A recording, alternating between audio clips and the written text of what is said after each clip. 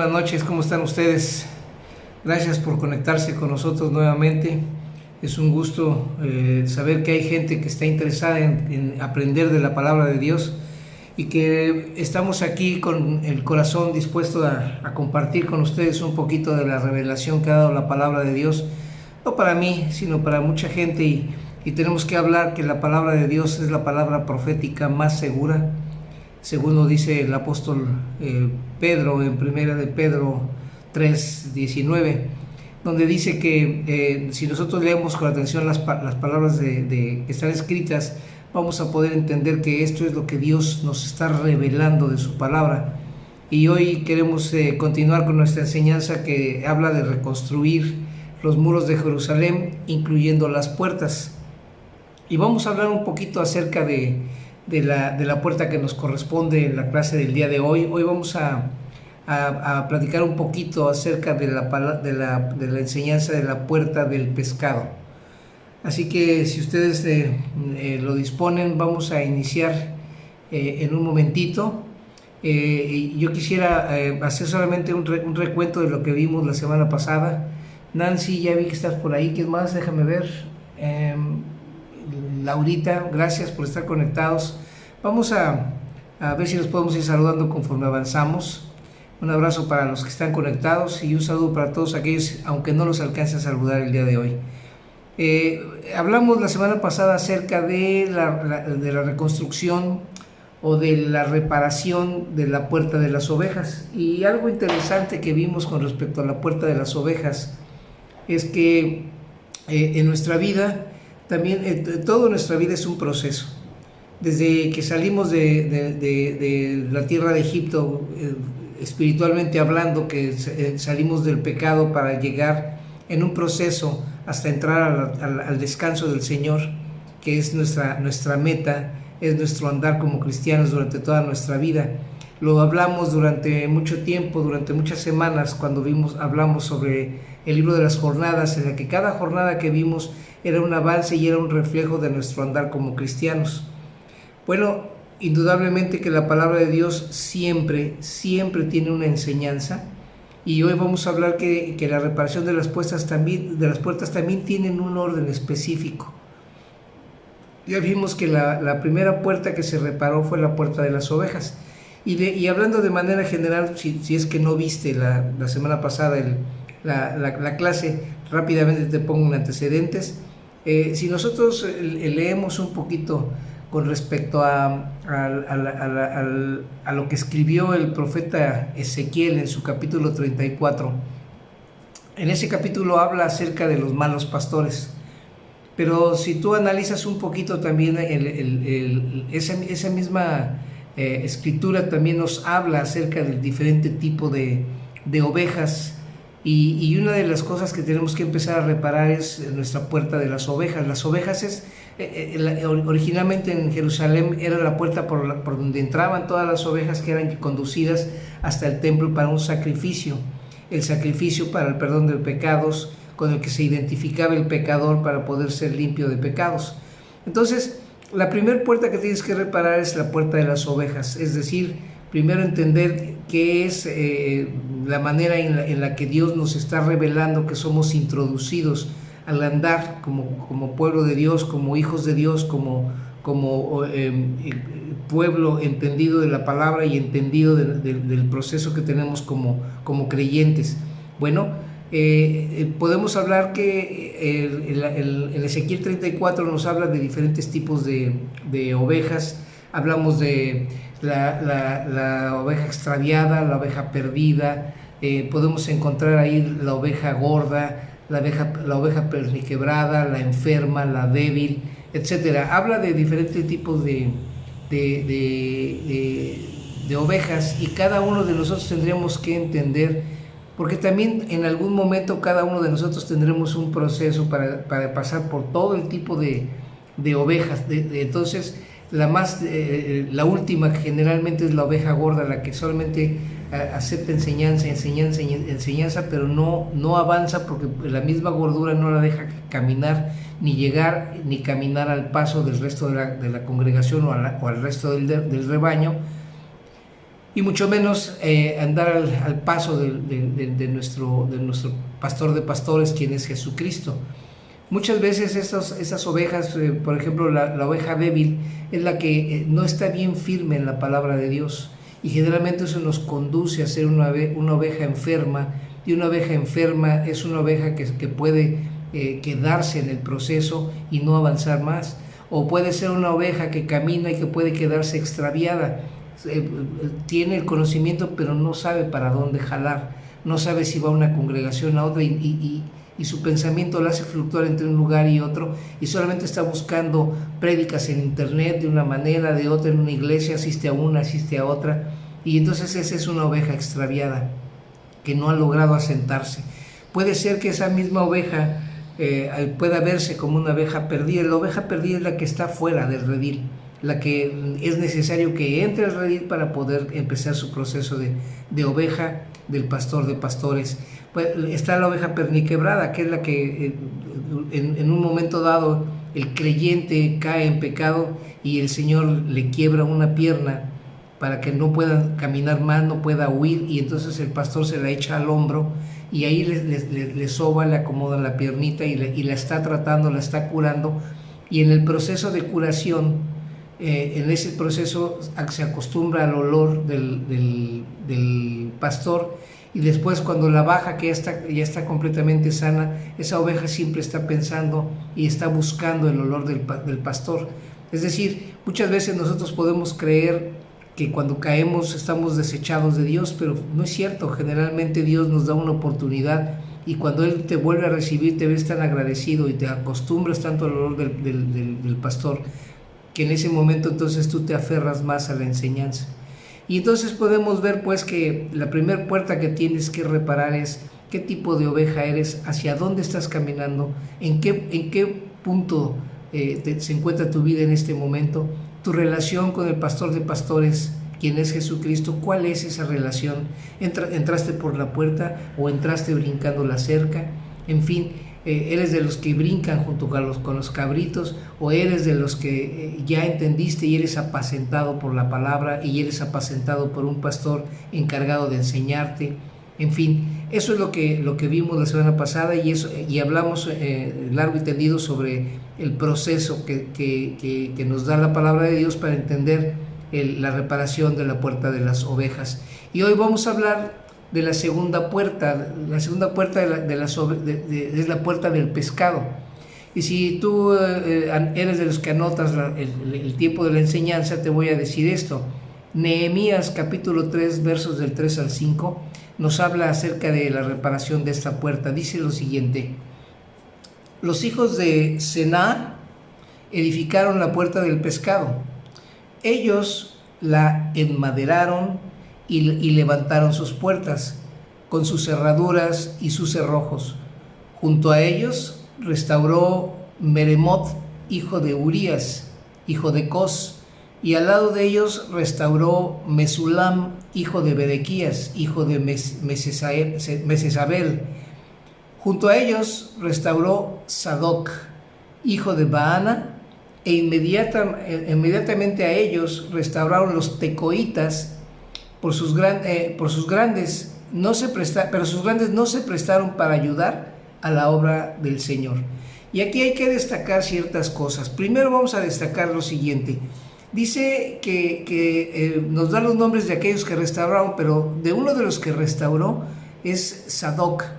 Y Sadoc, hemos estado estudiando los viernes acerca del sacerdocio de Sadoc. Sadoc era un sacerdote cuyo trabajo, cuyo ministerio es de lo más destacado. La palabra de Dios nos enseña que es quizá uno de los más destacados tipos de sacerdocio, y por supuesto poquito menos que el sacerdocio según la orden de Melquisedec, porque es la de nuestro Señor Jesucristo. Pero entre el sacerdocio de los hombres comunes, el de Sadoc es el más importante. Y dice aquí que también los tecoitas ayudaron a reparar la parte del muro que les correspondía, pero los grandes de ellos no quisieron reparar. Es decir, hubo quien se creyó lo suficientemente importante como para decir: yo no tengo que hacer eso. Y esto es importante porque muchos de nosotros, cuando hemos llegado, ya comprendimos qué tipo de ovejas somos. Es quizá el momento en el que una oveja gorda, una oveja súper alimentada, una oveja bastante llena de la palabra, bastante llena de conocimiento, bastante llena de doctrina, bastante llena de la Biblia, que se sabe todas las palabras al derecho, al revés, que ha estudiado en muchos aspectos todo esto. Esas personas generalmente ya no quieren identificarse con el grupo de la congregación y mucho menos con quien está pastoreando una congregación, porque sienten que ellos saben más, porque sienten que saben más que la gente de alrededor y no quieren perder su tiempo y por lo tanto no avanzan porque no caminan con el resto de la congregación. Siempre son los llaneros solitarios, siempre son los que ellos creen que pueden hacer las cosas independiente de un grupo de personas. Son los que alguna vez los has oído decir: no necesito de una congregación, no necesito de una iglesia, ni de alguien que me pastoree, porque yo puedo hacer las cosas, yo y Dios lo podemos hacer. Y es porque esa gente con tanto conocimiento ha dejado de trabajar para ellos. Y entonces los tecoitas eran un grupo de personas cuyos grandes dijeron: nosotros no estamos preparados ni necesitamos meter nuestras manos en esto, nosotros no somos incluidos. Ahora dice que este grupo de personas enmaderaron la puerta. La palabra enmaderar es ponerle postes y ponerle un travesaño. Y ahora lo que te quiero decir, que esto es una figura de enmaderar, es levantar y es cuidar y es disponer la cruz del Calvario. Es una figura de que nosotros tenemos como gente que está reparando la puerta del pescado. Son gente que se requiere para poder levantar la cruz y que la gente vea que en esa cruz, por donde se entra en esa puerta, que es la puerta del pescado, y que esa puerta nos habla del servicio, nos habla de la extensión del reino de Dios y del evangelismo para hacer discípulos, no solo para compartir la palabra de Dios, no solo para enseñarles la cruz, sino para discipularlos, porque la palabra de Dios nos enseña que tenemos que compartir el evangelio, ir y predicar el evangelio y compartir la palabra a toda criatura, dice la palabra de Dios, a toda criatura, sí, empezando por el que se te ponga enfrente. Y dice que primeramente en Judea, en Samaria y hasta lo más recóndito de la tierra, ¿no? Entonces te vas yendo desde tu casa, alrededor de tu familia, a los de tu calle, a los de tu colonia, y te vas haciendo y tienes que ir compartiendo esa palabra. Entonces, la puerta que seguía a la de las ovejas, entonces es la puerta del pescado, que recibía, era su nombre así porque allí en tiempos de Jesucristo y más antes, los pescadores de Galilea entraban para vender el fruto de su pesca. En un sentido espiritual, el paso que sigue a nuestra confesión de fe, cuando entras por la puerta de las ovejas, es el testimonio delante de los hombres. Es natural que cuando uno acaba de entregarse al Señor, uno quiera compartir esa bendición con todos los que le rodean. Y entonces ese es el siguiente paso. Tú recién te conviertes, generalmente quieres contarles a todos lo que acaba de suceder en tu vida. Y entonces en Primera de Juan, capítulo 4, versos 14 y 15, dice lo siguiente: y nosotros hemos visto y damos testimonio de que el Padre envió al Hijo para ser el Salvador del mundo.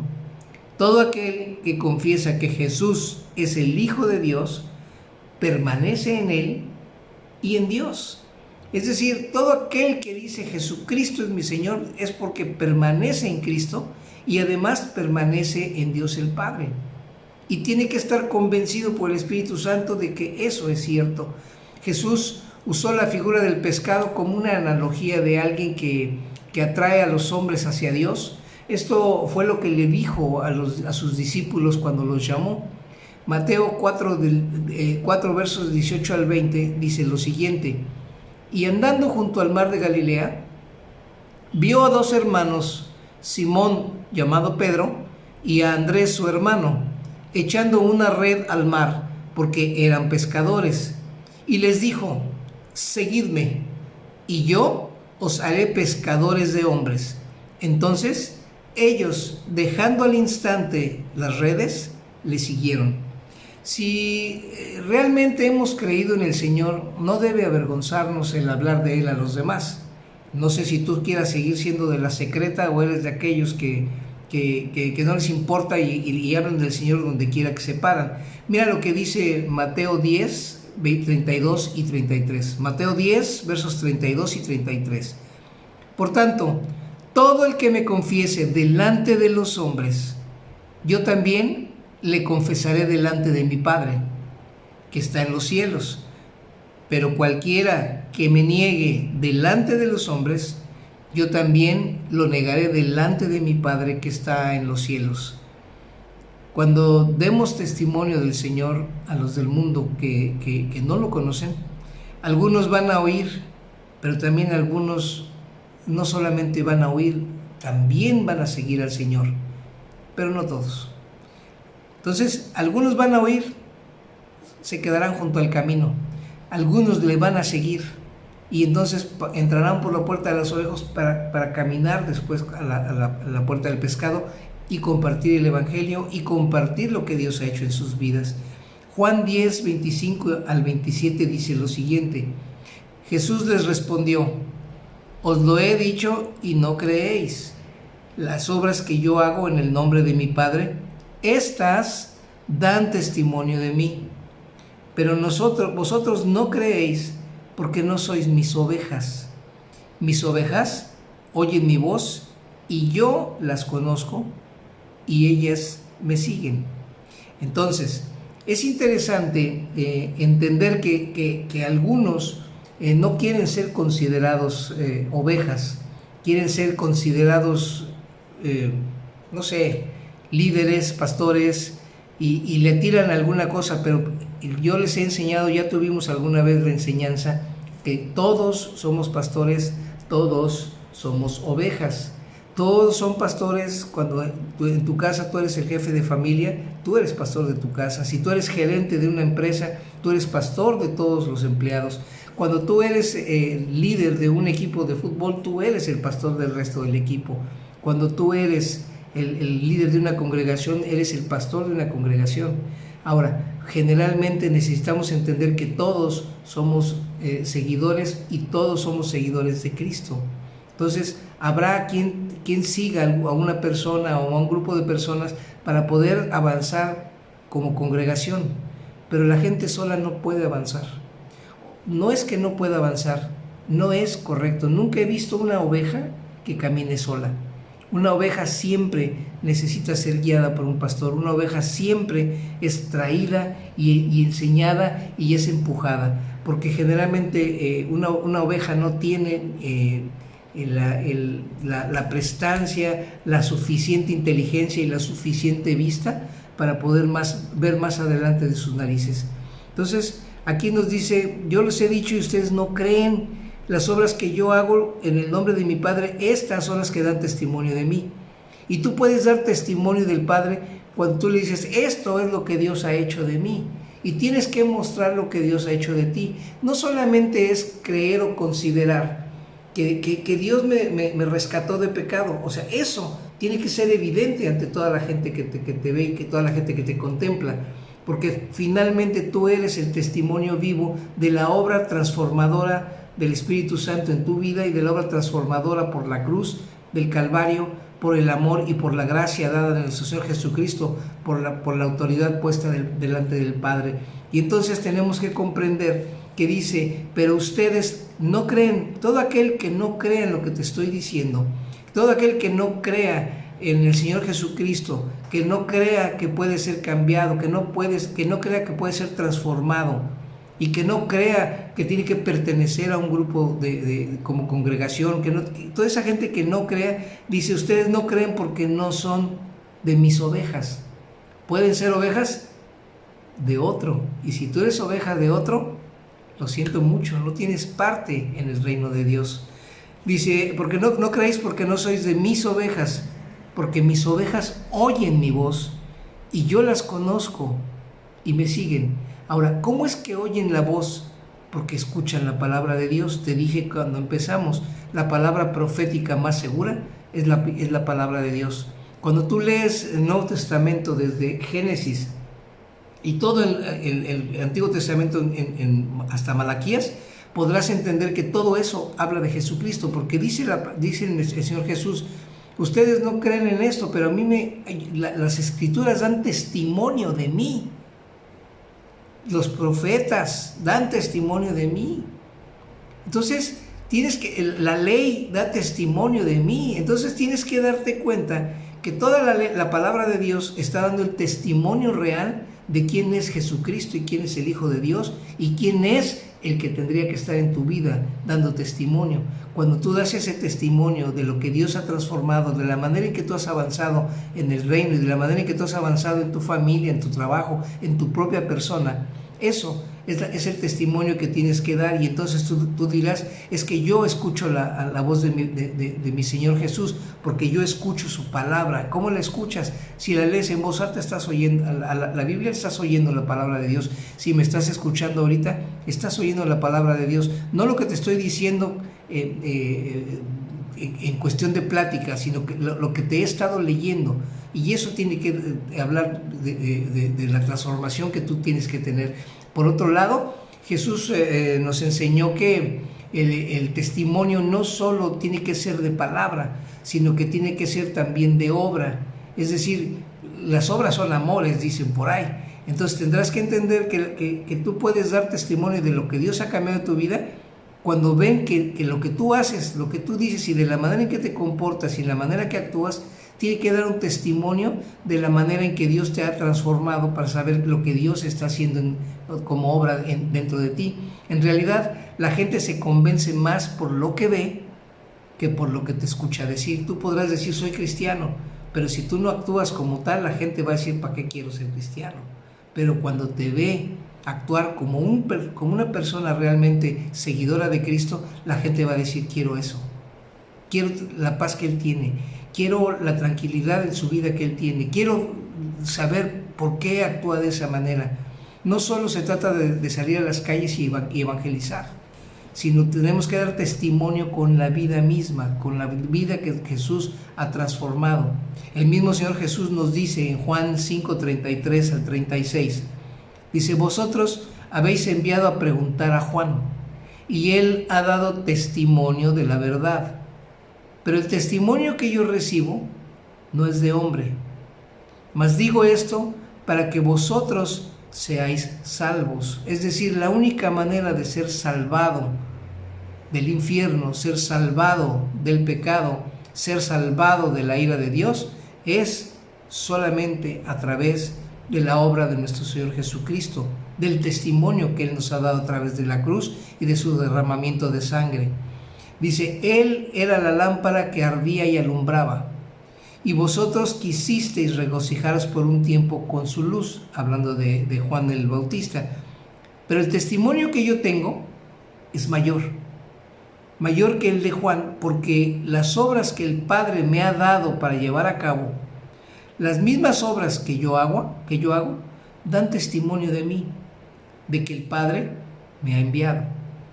Y el Señor levantó muertos, sanó leprosos, sanó paralíticos, transformó gente, resucitó muertos. La verdad es que el Señor dio testimonio que realmente Él es el único camino para ir al cielo.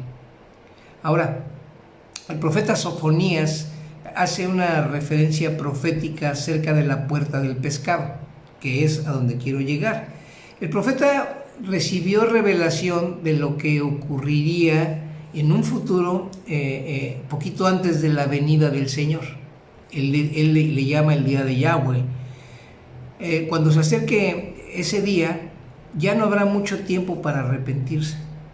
Por lo tanto, será urgente compartir el mensaje del Señor a tanta gente como se pueda compartirle antes de que sea demasiado tarde. Mira lo que dice el profeta Sofonías en el capítulo 1, versos del 7 al 12.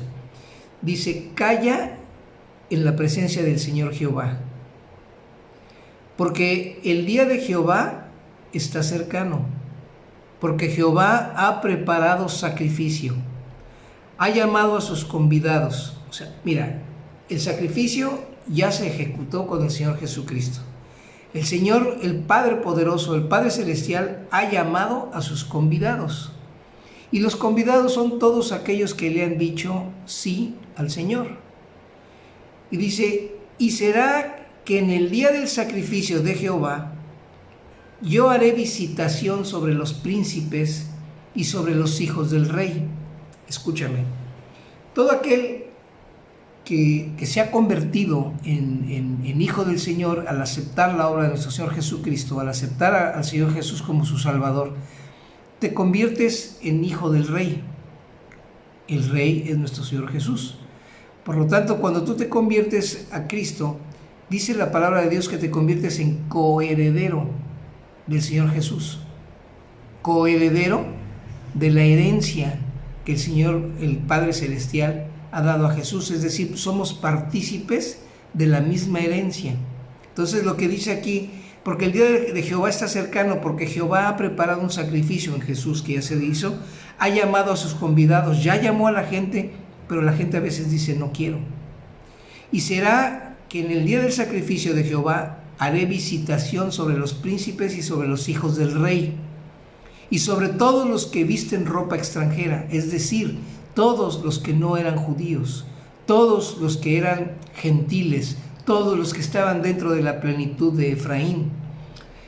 Asimismo, haré visitación en aquel día sobre todos los que saltan la puerta, es decir, todos los que no entran por la puerta, porque la puerta es el Señor Jesús. Él es la puerta. Él dijo que yo soy la puerta. El que no entra por la puerta es un ladrón, es un salteador. Entonces dice, así mismo haré visitación en aquel día sobre todos los que saltan la puerta, es decir, gente que se ha considerado cristiana por mucho tiempo, el Señor todavía los va a visitar para decirles, arrepiéntanse, queda así de tiempo, arrepiéntanse y crean lo que les estoy diciendo. Los que llenan de robo y de engaño la casa de sus señores, y habrá en aquel día, dice Jehová, voz de clamor desde la puerta del pescado, y habrá un aullido desde la segunda puerta, y grande quebrantamiento desde los collados. Y entonces, aquí yo quiero entender algo. Estamos hablando de que la puerta del pescado representa reparar nuestra responsabilidad de ir a compartir el Evangelio, para hacer como Jesús hizo con Pedro y con Andrés, y decir que nos puede hacer pescadores de hombres. Entonces, nuestra responsabilidad es llamar a la gente al arrepentimiento, para entrar, que entren por la puerta de las ovejas, para que no sean salteadores, entren por donde deben de entrar, y después ellos puedan dar testimonio y se repita el proceso. Entonces, lo que nosotros tenemos que entender aquí es que dice el profeta, está diciendo que en aquel día habrá clamor desde la puerta del pescado y hasta la segunda puerta. Ahora, ¿cuál es esa segunda puerta? Vamos a seguir leyendo y vamos a seguir estudiando para saber de qué estamos hablando, ¿no? Las cosas se pondrán difíciles antes del día de Yahweh, porque lo acabamos de leer, ¿verdad? Para la gente salteadora, para los ladrones que claman diciendo que ellos tienen la verdad del Evangelio. Esa gente va a ser los primeros en aullar. Entonces dice en Sofonías 2, capítulo 2, versos 1 al 3, dice, congregaos, congregaos, oh nación sin pudor. O sea, aquí dos veces dice congregaos, congregaos. El Señor Jesús, cada vez que decía algo que era muy importante, siempre decía, desierto, desierto os digo. O sea, lo decía dos veces para decir, por favor, entiende. Aquí dos veces te dice, congrégate, congrégate, oh nación sin pudor, antes que entre en vigencia el decreto. ¿Qué es un decreto? Antes de que diga el Señor, hasta aquí llegó mi gracia, y a partir de ahorita empieza la gente en el juicio. Antes de que entre el decreto del Señor, antes de que podamos entender que el tiempo se acabó, dice, antes de que venga sobre vosotros el ardor de la ira del Señor, antes que venga sobre ustedes el día de la ira del Señor, dos veces dice. El verso 3 dice, buscad al Señor, vosotros todos, humildes de la tierra, que habéis cumplido sus preceptos. Buscad la justicia, buscad la humildad, quizás sean protegidos el día de la ira del Señor. Es decir, habrá quien sea protegido de la ira del Señor. ¿Quiénes? Los que van a ser salvos. ¿Quiénes son salvos? Aquellos que han escuchado del Evangelio, aquellos que como a mí me predicaron de la palabra de Dios, y yo ese día dije sí, y ese día pude entrar, y ese día pude pasar por todo el proceso de la puerta de las ovejas, y pude pasar por todo el proceso de la puerta del pescado, y puedo decir que hemos hablado y que estamos proclamando la palabra. En aquel día se clamará, dijo el profeta Sofonías, y estamos clamando por el tiempo que se acerca, por el tiempo que cada vez es inevitable que podamos pensar que el tiempo está a la vuelta de la esquina. Hoy todas las señales, todo lo que el Señor Jesucristo nos enseñó en el capítulo 24 de Mateo, hablando de todas las señales del final de los tiempos, se están cumpliendo. Y hay gente que no quiere escuchar el mensaje de la salvación. Hay gente que quiere, en el momento final van a querer entrar por las orillas, pero no van a entrar por la puerta.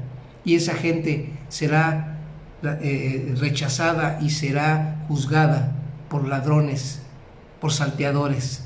Y entonces dice aquí, según Sofonías, dice: congregaos, oh nación sin pudor, antes de que entre en vigencia el decreto. Por favor, congréguense ahorita, acérquense, sepan, estudien, prepárense, antes de que venga el decreto, antes que venga sobre vosotros el ardor de la ira del Señor, antes que venga sobre vosotros el día de la ira.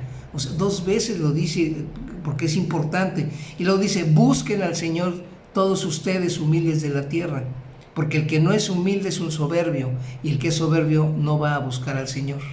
El que es soberbio va a decir: no lo necesito. El que es soberbio va a decir: yo puedo. El que es soberbio va a decir: no existe Dios. El que es soberbio va a decir: yo con mis obras me puedo salvar, yo soy buena persona, yo no necesito de una religión, yo no necesito de Dios, etc. Entonces dice: ustedes humildes de la tierra, que habéis cumplido sus preceptos, es decir, los que dijeron: esto es lo que dice el Señor, esto voy a hacer, tengo que entrar por la puerta y tengo que entrar por el lugar correcto para la salvación de mi alma, para la salvación del día de la ira. Y entonces, ustedes que habéis cumplido sus preceptos, busquen la justicia. El Señor va a justificarnos de pecado.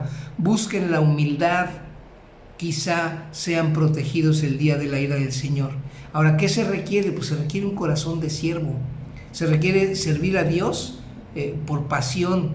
Se requiere servirlo liberándonos del egoísmo. Debemos servir sin cargarnos y decir: es que lo estoy haciendo y tengo que hacerlo. No, es algo que tú vas a decir voluntariamente, ¿verdad? Tendremos que buscar ser servidores de los demás. Es bien importante decir que necesitamos servirle a los demás. Tenemos que tener una dimensión correcta del evangelismo, es decir, no solamente ir a compartir las buenas nuevas, en salvos hacemos oración y ahí nos vemos. Tienes que discipularlos. Tienes que enseñarles a la disciplina del Señor. Tienes que enseñarles que todo aquel que Jesús, el Padre, a todo aquel que recibe lo azota. A todo aquel que recibe por hijo es azotado, dice la palabra de Dios. Y entender entonces la dimensión plena del evangelismo, para que esa gente no sea una oveja débil, no sea una oveja enferma, sea una oveja establecida, bien enseñada, bien discipulada. Necesitamos entender que tenemos que abrazar el Evangelio, pero lo tenemos que abrazar de manera completa. No solamente enseñar la palabra de Dios, sino discipularlos y llevarlos hasta que ellos puedan apacentar a otros y no nada más ser apacentados. Necesitamos encontrar que lo que dice Marcos 10:45, porque el Hijo del Hombre no vino a ser servido, sino vino a servir y para dar vida en rescate por muchos. Nosotros tenemos que dar nuestra vida para rescatar a muchos. Ahora, nosotros no somos los que damos salvación, nosotros los llevamos a la salvación de nuestro Señor Jesucristo. Entonces, tenemos que estar ¿cómo se dice? Con el Señor tenemos que estar en una relación completa coordinación, en completa coordinación con el Señor. Ahora, fíjate, no importa el tiempo que tú requieras para hacer ese tipo de relación. Puedes tener una relación incluso con alguien de tu iglesia que esté un poquito más adelantado que tú, alguien que esté con más tiempo o que haya tenido un poquito más de enseñanza, o alguien que te puede enseñar. Si tú te das cuenta, Eliseo fue servidor de Elías durante 20 años. 20 años él fue el servidor de Elías. Yo no sé cuántos años le sirvió Josué a Moisés, pero al menos los 40 años que caminaron en el desierto, sí le sirvió Josué a Moisés. 40 años. Y al final él heredó el liderazgo. Entonces los discípulos estuvieron al servicio del Señor Jesús.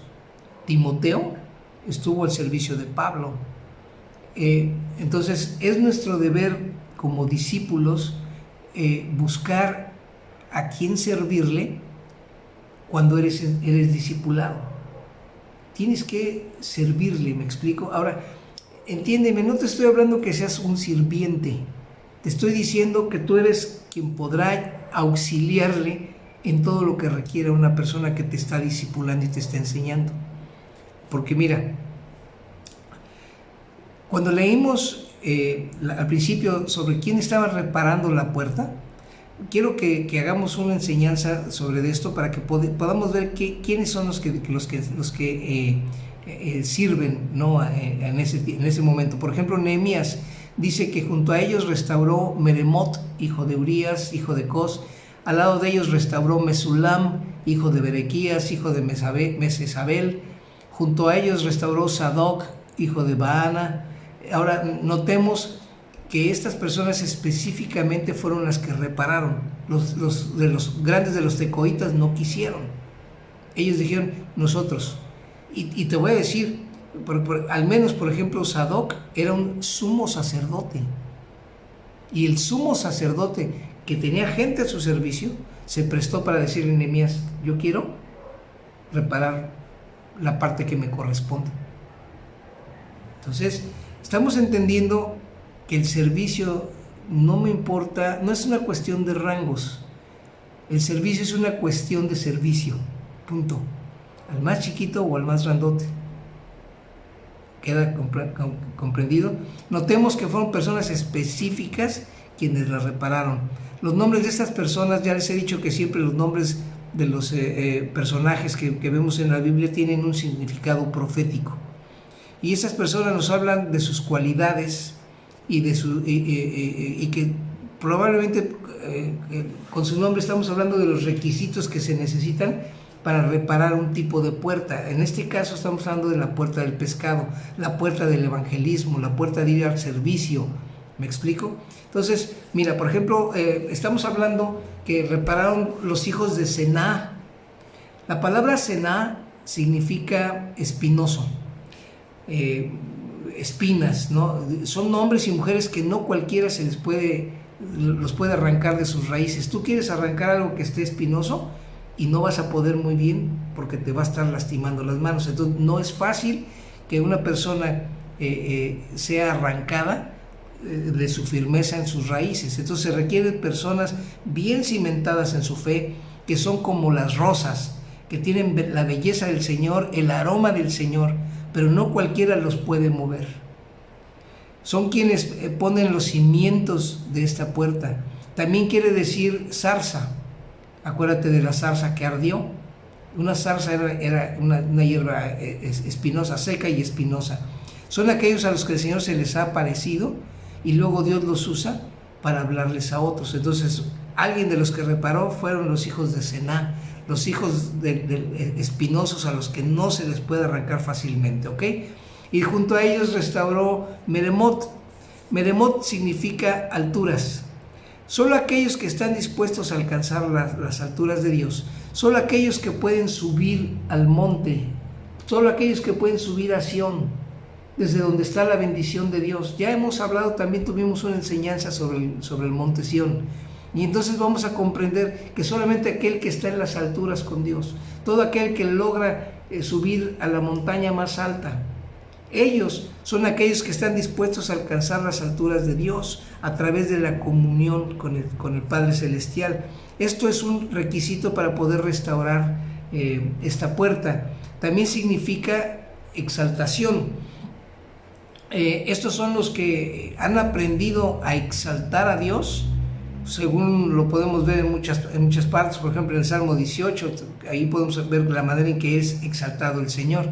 Y dice que junto a ellos restauró también Mesulam. La palabra Mesulam significa amigo o significa aliado. Nehemías en esta parte fue quien habló para convencer a la gente de restaurar las murallas y las puertas. Entonces, en esta enseñanza podemos entender que Nehemías es una figura del Espíritu Santo, porque fue el que habló y el que convenció a la gente.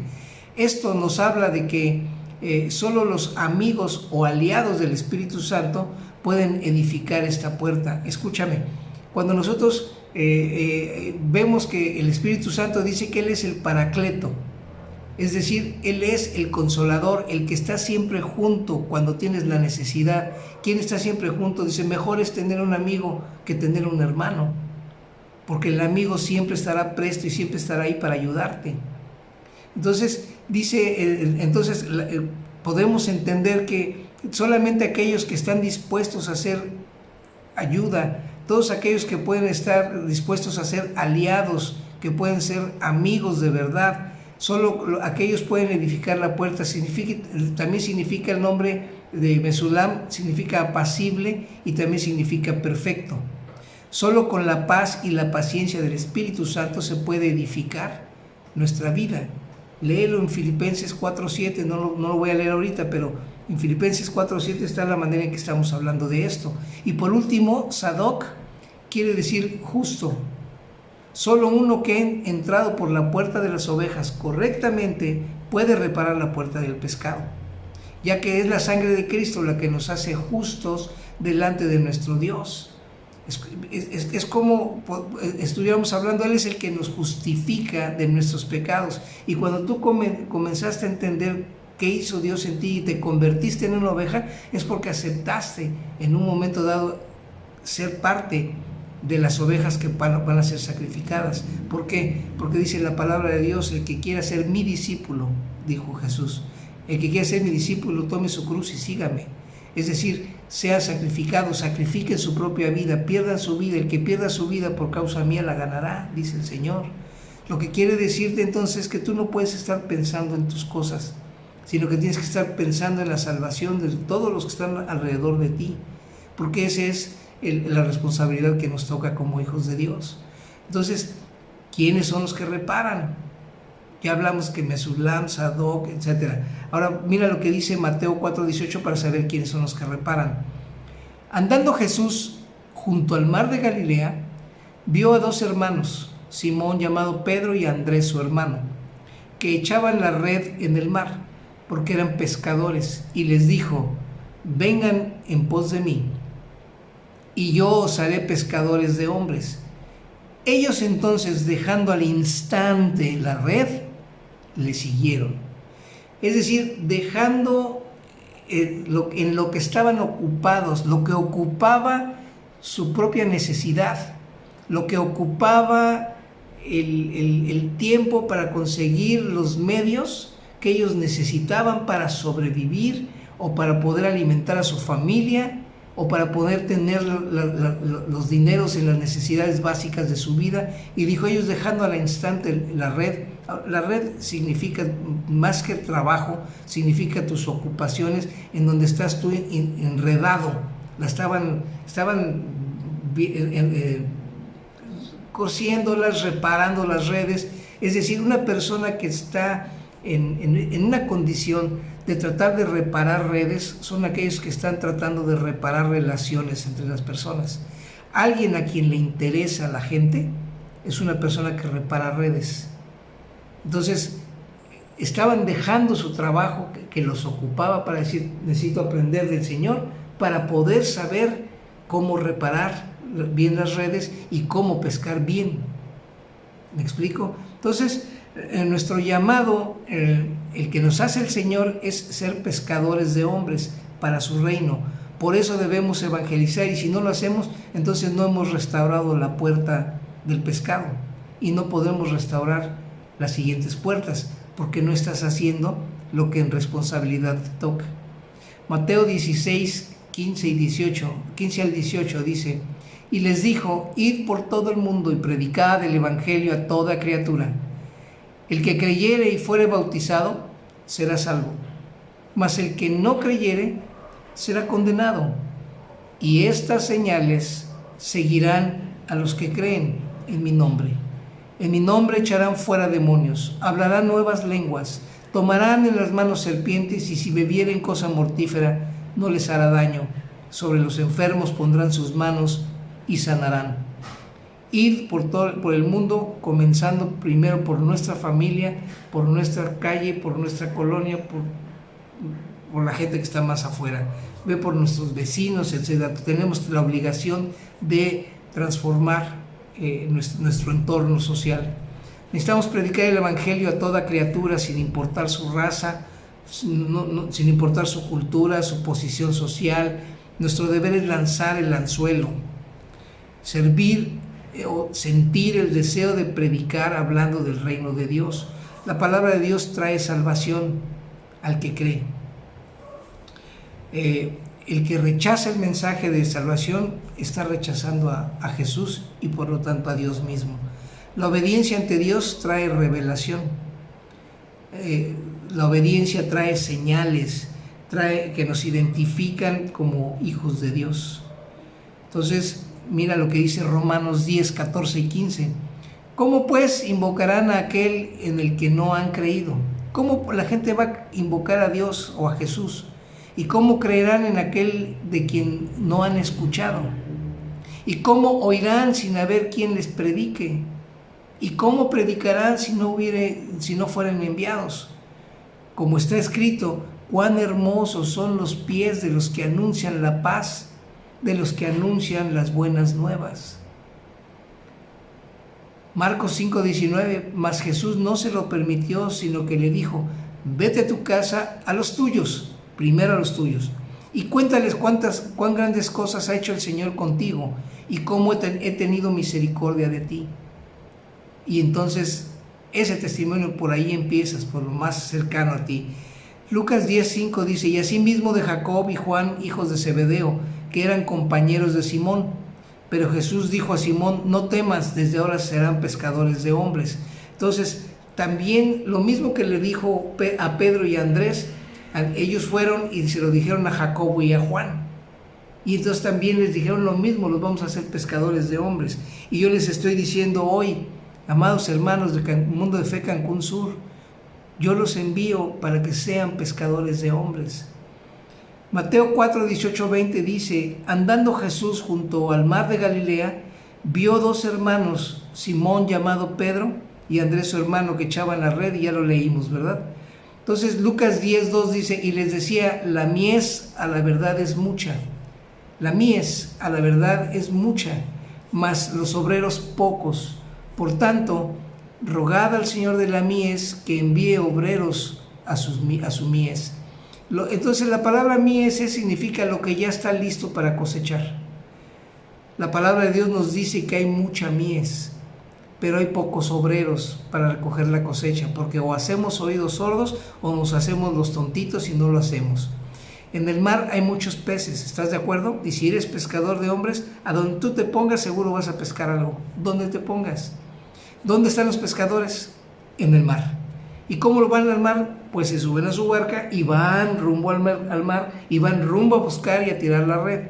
O sea, no estar en su casa esperando que caigan los pescados. Imposible. No estamos en una iglesia sentados esperando a ver quién entra para que escuche la palabra de Dios. Que puede ser, pero no es lo óptimo. Tenemos que salir a pescar para traerlos a la barca de Dios, a la iglesia donde nos congregamos para ser discipulados. Sofonías 1:10, voy a repetir lo que decíamos. Y habrá en aquel día, dice Jehová, voz de clamor desde la puerta del pescado y aullido desde la segunda puerta, Entonces dice Nehemías 2:13, escuchen, esta es la segunda puerta. Nehemías dice, salí de noche por la puerta del valle salió, hacia la fuente del dragón y hacia la puerta del muladar, inspeccionando las murallas de Jerusalén, que bla, bla, bla. Entonces la segunda puerta es la puerta del muladar. Entonces, si entendemos el significado del aullido de la segunda puerta, pasando por la fuente del dragón, ¿quién es el dragón? Satanás, el enemigo. Entonces, cuando tú pasas por ahí, vas a escuchar el aullido. ¿Por qué es el aullido? Porque primeramente Satanás y todos los seguidores, los que no han querido, van a aullar por el momento que están haciendo.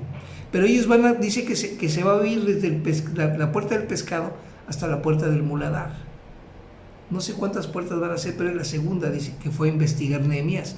Esa segunda puerta del muladar, la profecía de Sofonías dice que habrá clamor desde la puerta del pescado hasta la del muladar, que es donde nosotros sacamos toda la suciedad de nuestra alma para llegar al arrepentimiento. Ahí, en el muladar, podemos ir a tirar todo lo cochino que hay dentro de nuestra vida y dejarlo allí. Y entonces, de lo contrario, vas a escuchar el aullido y te quedarás ahí en el muladar.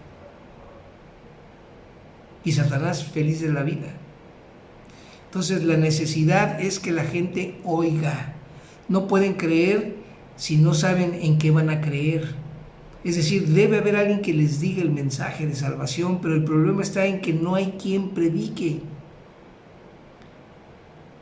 Tenemos que hacer que crean, tienen que tener fe para ser salvados.